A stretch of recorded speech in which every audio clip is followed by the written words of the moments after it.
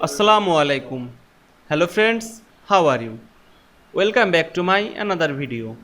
In this video, I am going to show you how to align arrow shape in Google Docs. Let's get started. At first, you have to open your Google Docs app. Then go to the insert menu, going to the drawing option and click new. Then go to the shape menu and go to the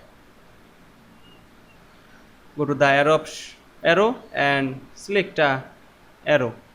Now select this and press shift on your keyboard, draw the arrow. Now change the fill color, then change border color.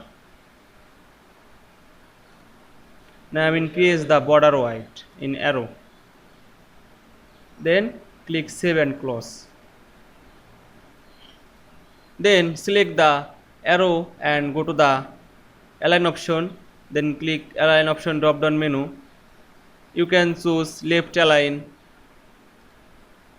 center align, now right align, then you can choose justify.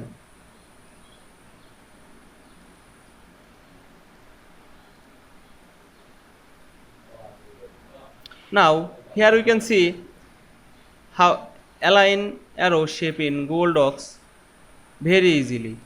I hope you enjoyed my video. Please like, comment, share and subscribe my channel. Thanks for watching.